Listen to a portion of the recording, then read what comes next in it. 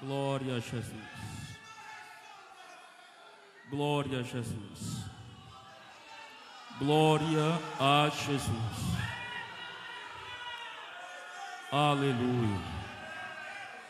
Aleluia. Glória a Jesus. Aleluia. Glória a Jesus. Meus irmãos, cumprimento a igreja com a paz do Senhor.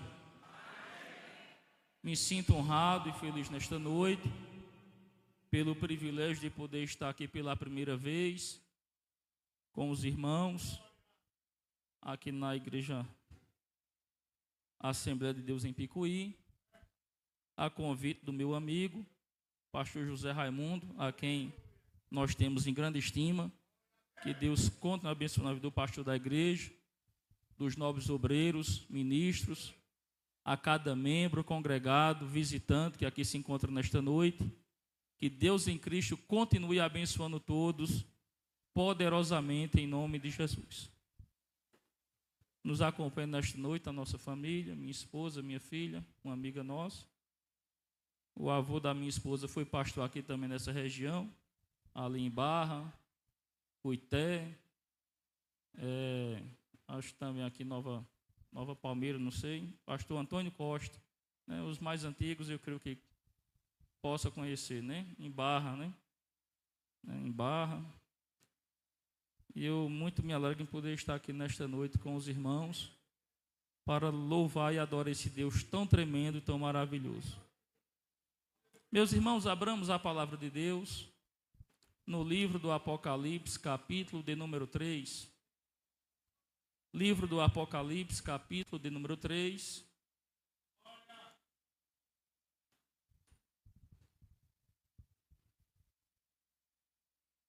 Versículo 11, 12 e 13. Rogo as vossas orações de nosso favor. Saí de Campina Grande com uma crise de soluço e só veio terminar aqui, viu, irmãos? Deus é bom. Que nos diz assim a poderosa palavra de Deus: eis que venho sem demora, guarda o que tens para que ninguém tome a tua coroa. A quem vencer, eu farei coluna no templo do meu Deus, e dele nunca sairá. E escreverei sobre ele o nome do meu Deus e o nome da cidade do meu Deus, a nova Jerusalém, que desce do céu do meu Deus, e também o meu novo nome. Quem tem ouvidos, ouça o que o Espírito diz às igrejas. Louvado seja o nome de Jesus. Meus queridos e amados irmãos, o livro do Apocalipse, também conhecido como o livro das Revelações, ele foi escrito pelo apóstolo João, filho de Zebedeu e Salomé, quando o mesmo se encontrava exilado na ilha chamada Pátimos, aproximadamente no ano 95 da era cristã, por ordem do imperador Domiciano. João é lançado naquela ilha, naquela colônia penal. Ele já tinha sido lançado dentro de um caldeirão de óleo fervente, segundo a história. Domiciano lança ele. João sai ileso daquele caldeirão de óleo fervente, sem queimaduras de primeiro, segundo ou terceiro grau. Domiciano fica perturbado com aquilo e lança João na ilha de Pátimos para que ele morresse naquela ilha. Porém, na ilha de Pátimos, Jesus se revela para João de uma maneira transcendental, sobrenatural e espiritual. E lhe dá a incumbência de escrever o livro das Revelações, o livro do Apocalipse. Livro esse que é composto de 22 capítulos, 404 versículos, e ele se divide em 3 partes. A primeira parte, acontecimentos passados; a segunda parte, acontecimentos presentes; e a terceira parte, acontecimentos futuros, porque foi desta forma que Jesus se revela para João e lhe dá a responsabilidade de escrever o livro das Revelações. O próprio João, ele descreve esta revelação que ele tem do Cristo glorificado no seu capítulo de número 1, no versículo 9 até o versículo de número 19, o próprio João, ele começa dizendo: eu, João, que também sou vosso irmão e companheiro na aflição e no reino, e na paciência de Jesus Cristo, estava na ilha chamada Pátimos por causa da palavra de Deus e pelo testemunho de Jesus Cristo.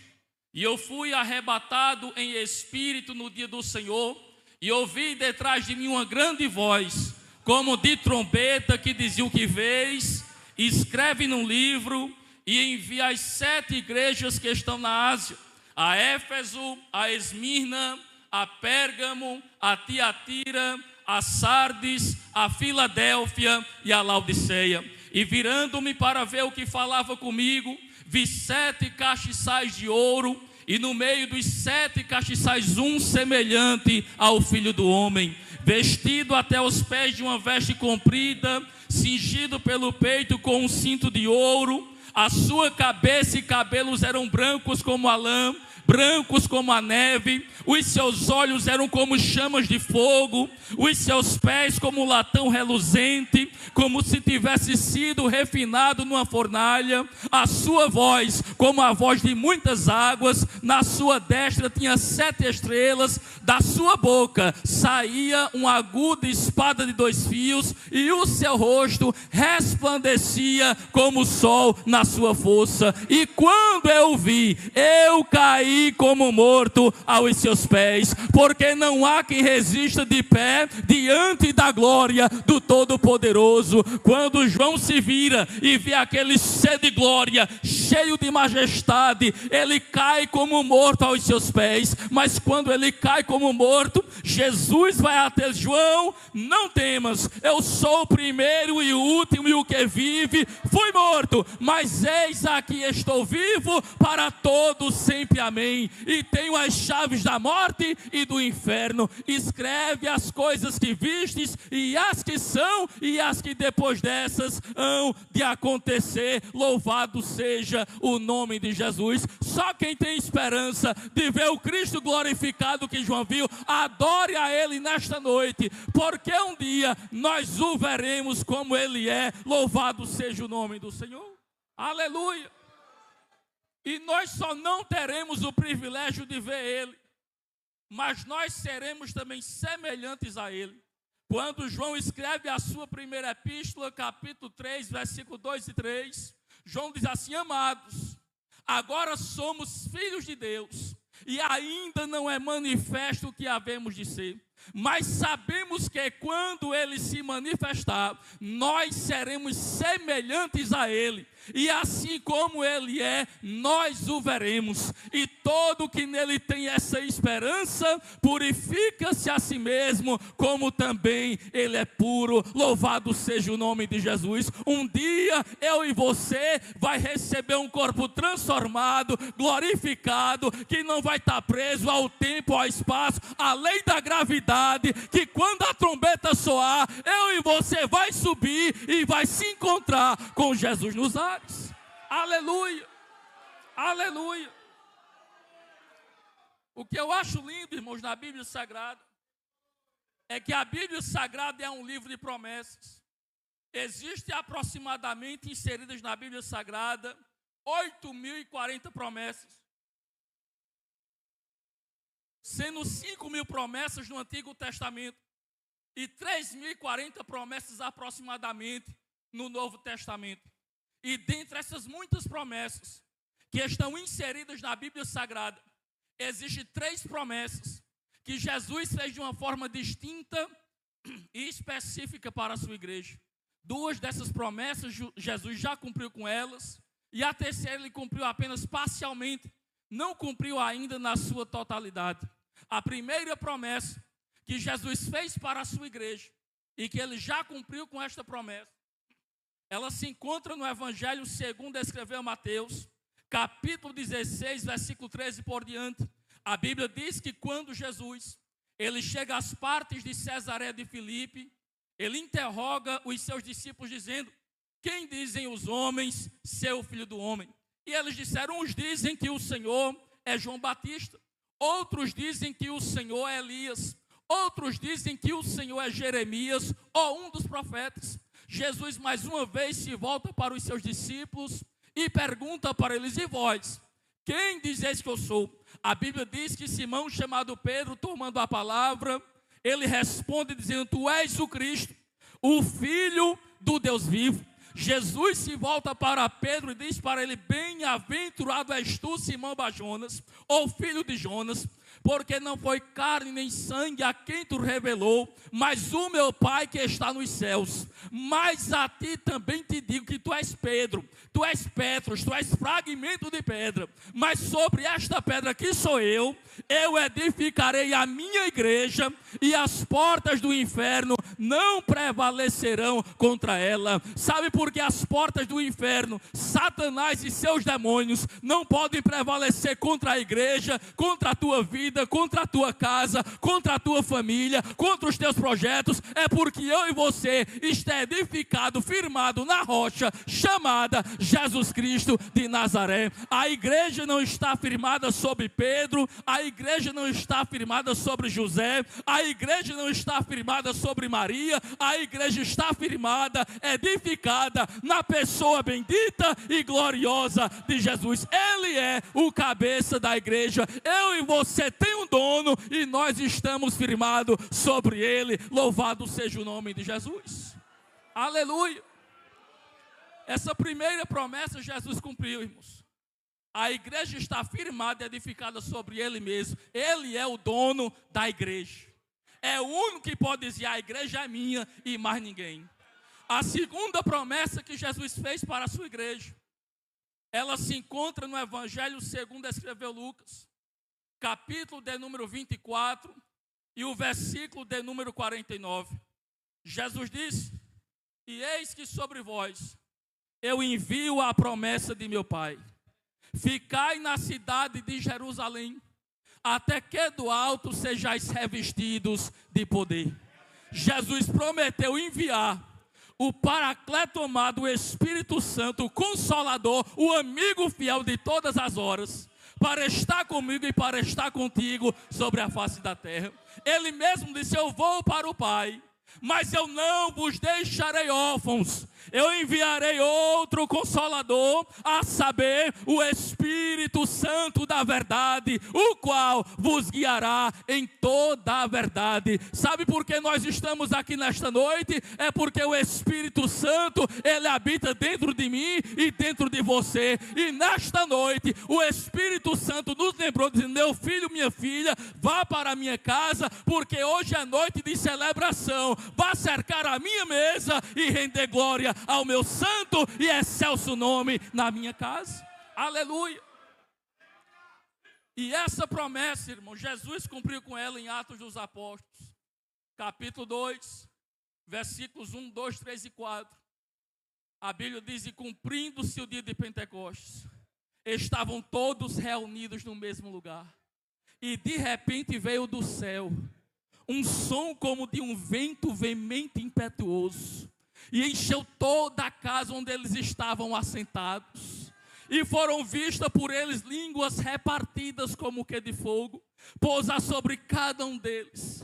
E todos foram cheios do Espírito Santo, e passaram a falar em outras línguas, conforme o Espírito Santo lhes concedia que falasse. O que eu acho lindo é que o texto diz e usa a seguinte expressão, que foi num de repente que veio do céu, porque avivamento não é produzido na terra. Quem manda avivamento, quem aviva a igreja é o céu. E nesta noite, o céu ele estará aberto sobre este lugar para nos renovar e nos avivar na presença do Todo-Poderoso. E também diz o texto que foi num de repente. Por quê? Num de repente Jesus batiza, num de repente Jesus cura, num de repente Jesus salva, porque quando ele quer fazer, até no de repente ele faz, para o nome dele ser glorificado. Aleluia. Ele envia o Espírito Santo para estar com a sua igreja. Antes de ele enviar a igreja ao mundo, ele envia o Espírito Santo à igreja para capacitá-la, revesti-la de poder, de graça e de autoridade para fazer a sua obra sobre a face da terra. E sabe o que eu acho lindo? É que o profeta Isaías, no capítulo 66, o verso 1, Deus falando na boca do profeta, ele diz assim: o céu é o meu trono, e a terra é o escabelo dos meus pés. Em que casa me edificarei vós? E qual será o lugar do meu descanso? Um Deus tão grande, que diz que o céu é o trono dele, e a terra é onde ele coloca a planta dos seus pés para descansar. E ele ainda faz a pergunta: em que casa me edificarei vós? Aonde é que vocês vão me colocar? Qual é o espaço físico e geográfico que vai me comportar dentro dele? Um Deus tão grande como esse, ele mora dentro de mim, dentro de você, por intermédio da terceira pessoa da Trindade, chamada Espírito Santo de Deus. Aleluia! Que privilégio, irmãos.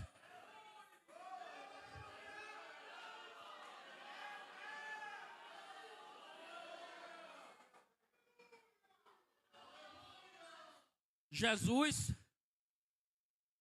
ele cumpriu esta promessa.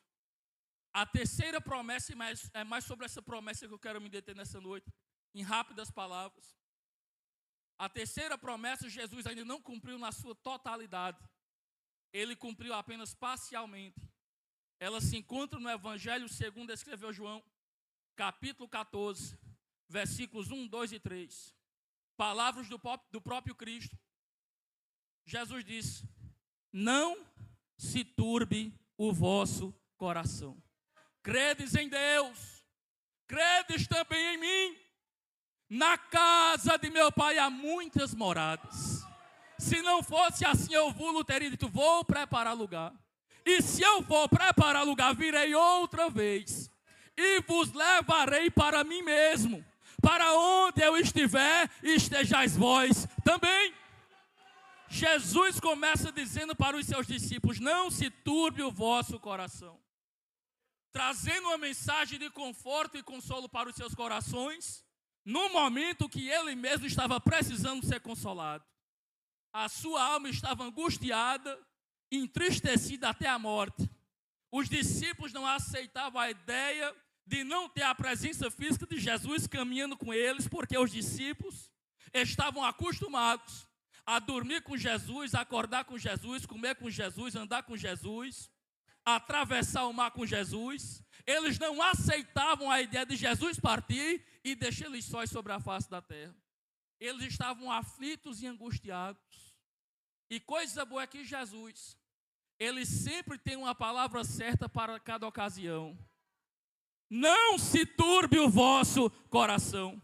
Com outras palavras, sabe o que Jesus está dizendo? Não se aperreie. Não se desespere. Você não é daqui, nem veio para ficar. Eu e você, nós somos forasteiros, e já foi cantado nesta noite, e peregrinos em terras estranhas. O que nos aguarda é um novo céu e uma nova terra. Para que tanto desespero? Para que tanta agonia? Se ninguém veio aqui para ficar.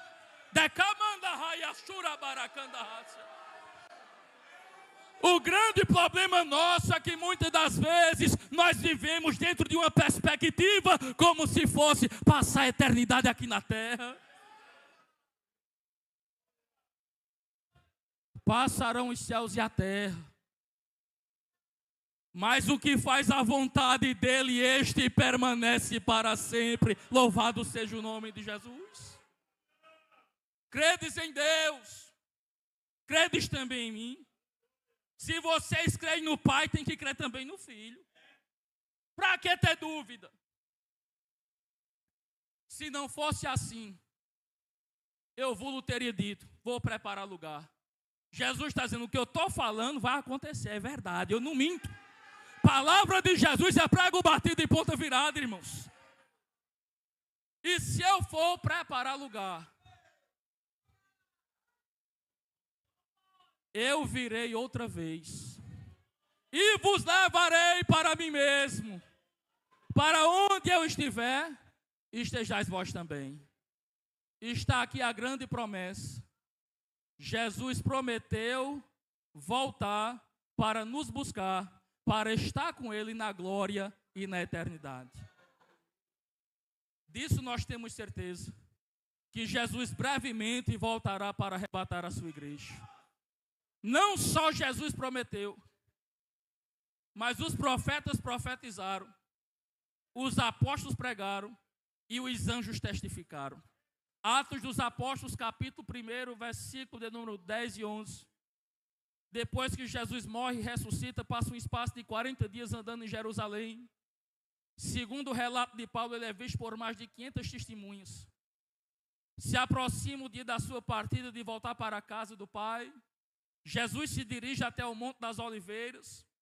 Está dando as últimas instruções ali aos seus discípulos. E quando eles menos esperam, Jesus começa a ser assunto aos céus. Ser elevado às alturas, ser recebido no céu e ocultado entre as nuvens. Eles ficam olhando para o alto, irmãos, admirados com aquilo. Vendo Jesus subir lentamente diante dos seus próprios olhos.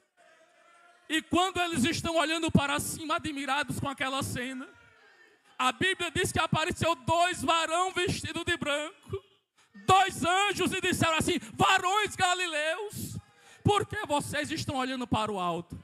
Esse mesmo Jesus que vocês estão vendo subir, ele descerá outra vez. Nem se preocupe, que ele vai vir buscar vocês também para subir e estar com ele na eternidade.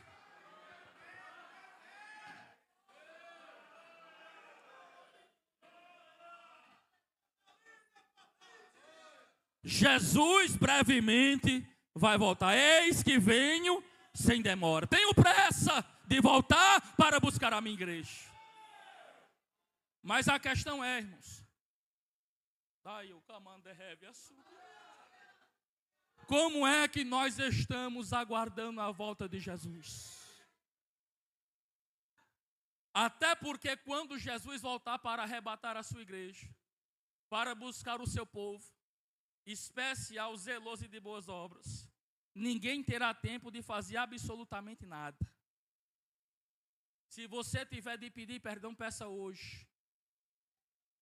Se tiver de amar, ame hoje. Se tiver de fazer alguma coisa boa para alguém, faça hoje.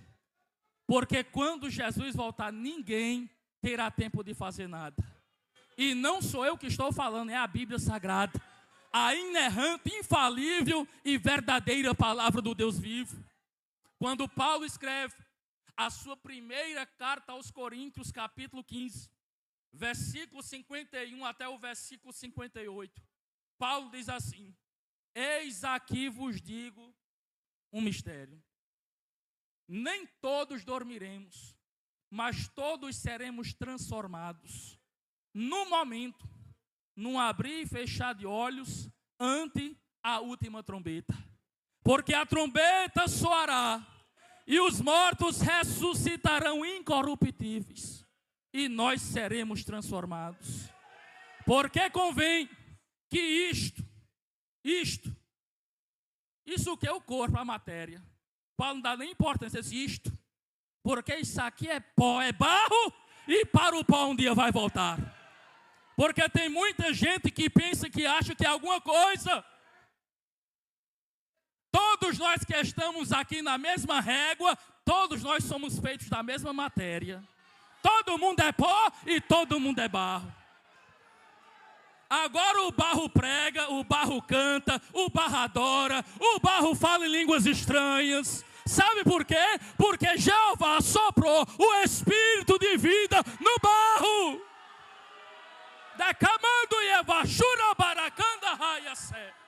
É por isso que o barro está aqui nesta noite, glorificando a Ele.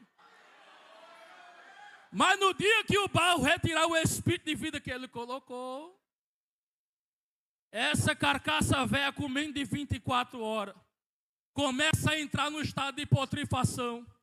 Trilhões de bactérias cadaverinas começam a nos devorar de dentro para fora, para nos mostrar que sem Deus a gente não é nada. Aí Paulo não dá nem importância a essa matéria. Ele diz que quando isto, que é corruptível, se revestir da incorruptibilidade, e isso que é mortal se revestir da imortalidade, então se cumprirá a palavra que está escrita: tragada foi a morte na vitória. Ó morte, aonde está o teu aguilhão? Ó inferno, aonde estará a tua vitória? O aguilhão da morte é o pecado e a força do pecado é a lei. Mas graças a Deus que nos dará vitória por nosso Senhor Jesus Cristo. Portanto, meus irmãos, sede firme e constante, sempre abundante na obra do Senhor, sabendo que o vosso trabalho não é vão no Senhor. E por que não é vão, irmão Isaac? É porque tem uma recompensa da parte dele para a tua vida. Paulo começa dizendo: eis aqui vos digo, porque é mistério, irmãos. Porque não tem ciência que explique com cara e evidência como se dará o arrebatamento da igreja e a transformação dos nossos corpos. Não tem quem explique isso, irmãos. Por isso que aqueles que estão lá fora, eles dizem assim: como é que pode um bocado de comedor de feijão e farinha dizer que vai morar no céu? Não entende, irmãos. Nem Paulo entendia. Ele disse assim: eis que eu vos digo um mistério. E olha que Paulo era Paulo, viu? Não era qualquer um. Nem todos dormiremos, mas todos seremos transformados. Aí Paulo diz: no momento, não abrir e fechar de olhos. Essa palavra, no momento, utilizada por Paulo, no original grego é átomos. E átomos é uma partícula indivisível que não pode ser separada em duas. É Paulo dizendo que o arrebatamento e a transformação dos nossos corpos vai ser tão rápido que é um tempo que não pode ser dividido em dois. Milésimo de segundo. E me permita falar nesta noite: se tiver de se reconcilie hoje. Porque se Jesus voltar, você pode ficar e Ele não quer que você fique.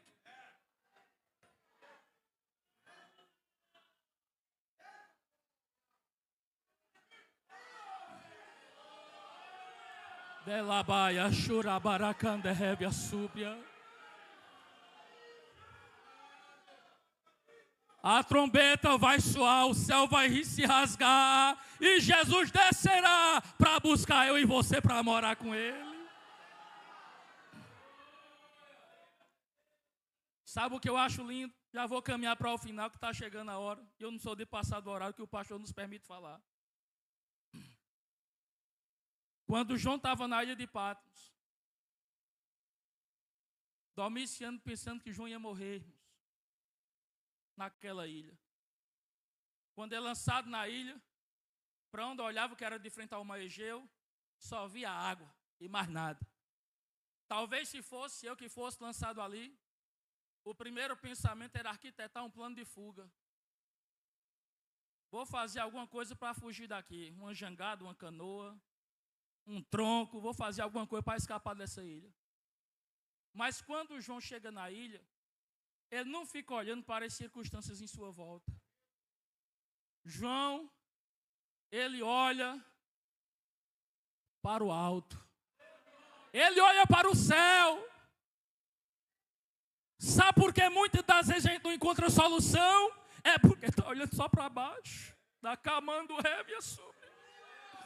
Olha para o alto, porque é de lá que vem o meu e o teu socorro.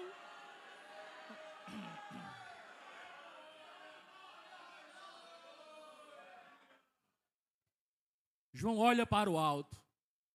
E quando ele olha para o alto, ele diz assim: eis que vejo uma porta aberta no céu. Aqui na horizontal pode estar todas as portas fechadas, mas existe uma porta que jamais se fechará para a igreja. A porta do céu estará aberta nesta noite sobre este lugar. João diz: eis que vejo uma porta aberta no céu. E ele não só vê a porta aberta. De dentro da porta sai uma voz, Áquilas. E a voz dizia: João, sobe aqui e mostrar-te-ei as coisas que ainda devem acontecer depois dessas. Aí, ó, é arrebatado em espírito no dia do Senhor. A carcaça fica na ilha e ele faz uma viagem transcendental até a Nova Jerusalém. Quando ele chega lá, a primeira coisa que João vê é o trono do Todo-Poderoso. Até porque o trono dele não é uma cadeira dessa como a do pastor José Raimundo, que é muito bonita por sinal. Isaías diz que ele estará sentado sobre um alto e sublime trono, porque ele é o governador de todo o universo, manda no céu, na terra e debaixo da terra. Ele vê o trono.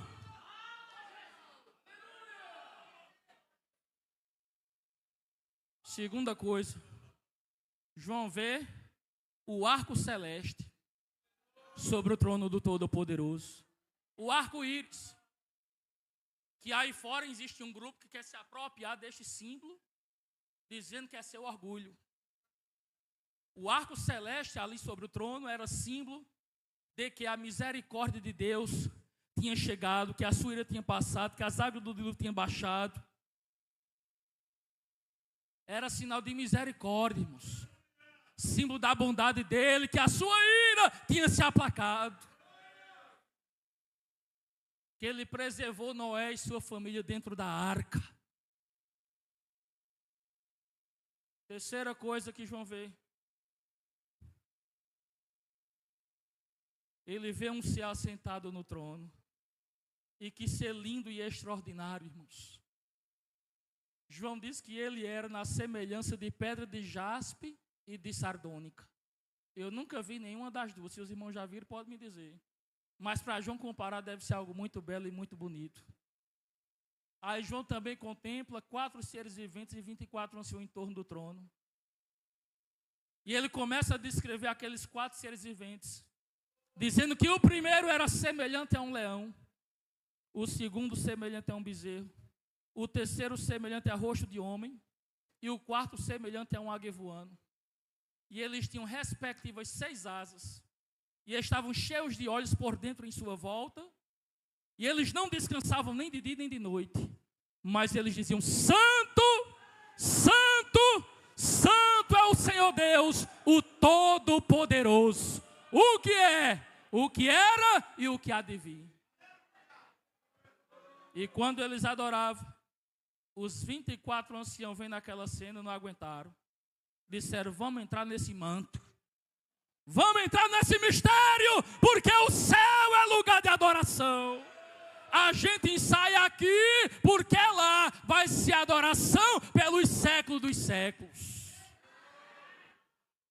Lá vai cessar dom espiritual, pregação do evangelho. Só tem uma coisa que não cessa no céu, é a adoração ao Cordeiro. Eles se prostravam diante do que estava sentado no trono, lançavam as suas coroas de ouro diante dele e começaram a proclamar em alto e bom som e a dizer: digno é o Senhor de receber honra, glória, força, poder, majestade e louvor, porque todas as coisas foram feitas por ele.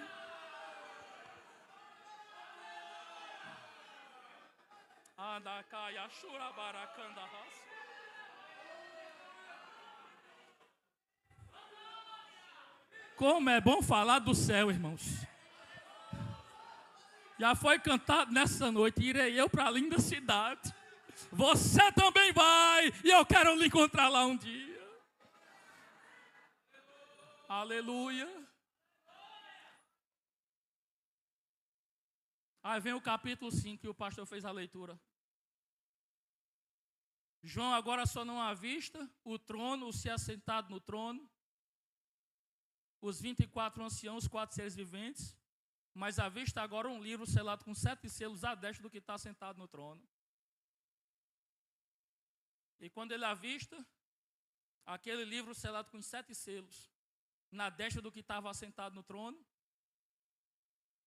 se apresenta diante de João um anjo forte. E eu não sabia que tinha anjo fraco, mas esse aqui disse que era forte.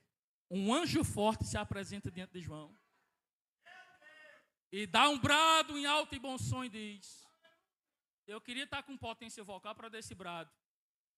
Mas eu já estou rouco, com soluço.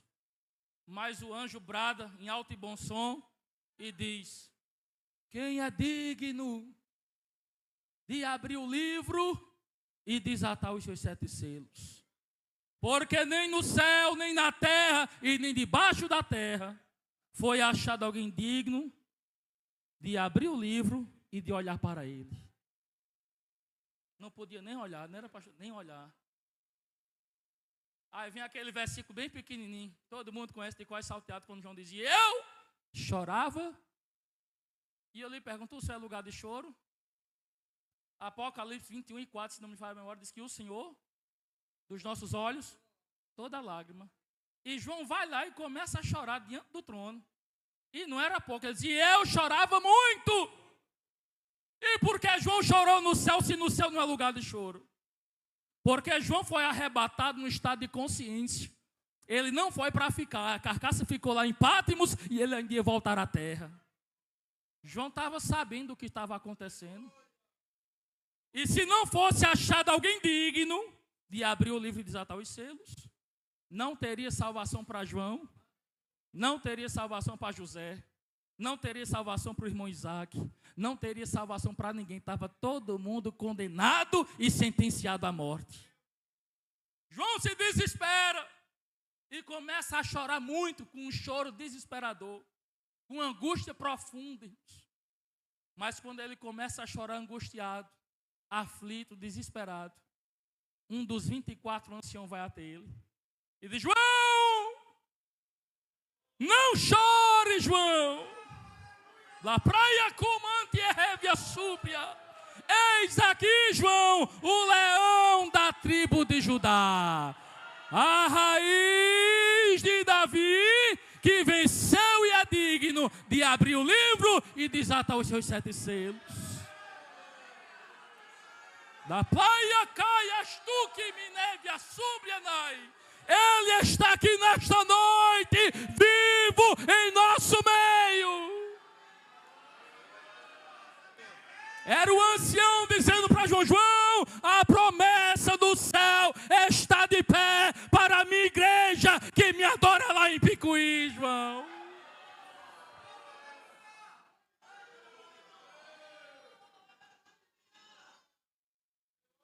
Eis aqui o leão da tribo. Por que leão da tribo de Judá? Profecia do velho Jacó em Gênesis 49. Libera uma profecia sobre o seu filho Judá. Diz que Judá é um leãozinho.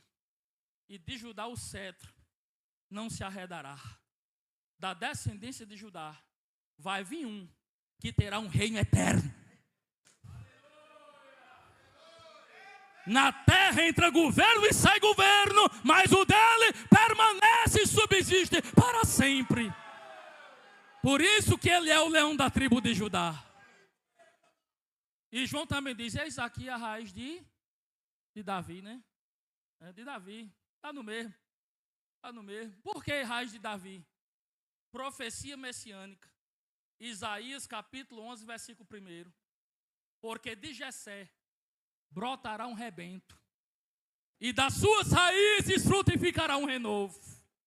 E sabe quem é um renovo? É Jesus, e Ele está aqui para nos renovar nesta noite. Aí quando João olha, não vê um como o leão da tribo de Judá, nem vê um como o raiz de Davi. Quando João se vira para ver, ele vê um como cordeiro, que foi morto e reviveu. Símbolo perfeito do sacrifício de Jesus, por amor da minha e da tua alma. Eis que venho sem demora. Guarda o que tens para que ninguém tome a tua coroa. Guarda a tua comunhão com os céus nesta noite. Não permita nada roubar a tua intimidade com Deus nesta noite. E aqui eu encerro e digo, fazendo uso das palavras do apóstolo São Paulo. Paulo disse o seguinte: combati, encerrei e guardei. Guarde a fé. Você pode perder tudo. Se não perder a fé, você não perdeu nada. Sem fé é impossível agradar a Deus. Mas se faz necessário daqueles que se aproximam dele, creia que ele existe e que é galardoador daqueles que o buscam. Aí Paulo diz, agora me está reservada a coroa da justiça. Tem coroa, viu? Eita, que coisa boa, deixar o mundo para ganhar uma coroa. Não é assim? É bom demais, irmãos. Agora me está reservada a coroa da justiça, a qual o Senhor, reto juiz, me dará, não só a mim, mas a todos quanto amam. Você ama a vinda de Jesus? Pode ter certeza que tem coroa de glória incorruptível para você. E quando chegar lá, eu vou dizer para você, depois que tiver dado primeiro um abraço em Jesus, que valeu a pena perseverar, valeu a pena ser crente, mesmo no meio dos trancos e barrancos.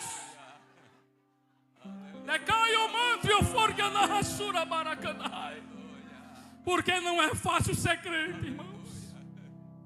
É difícil, é estreito, é muita luta, é muita prova. Mas eu quero lhe dizer uma coisa nesta noite, que o final é glorioso.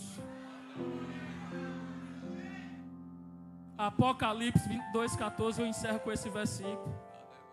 Bem-aventurado os que lavaram as suas vestiduras no sangue do Cordeiro, para que tenham direito da árvore da vida e possam entrar na cidade pelas portas. Você não vai entrar nem por janela, nem por telhado, vai entrar pela porta. E Jesus vai dizer para você: vinde benditos do meu Pai, e receberei por herança o reino que está preparado para vós desde a fundação do mundo. Servo bom e fiel, foste fiel no pouco, sobre o muito eu te colocarei. Entra no gozo do teu Senhor.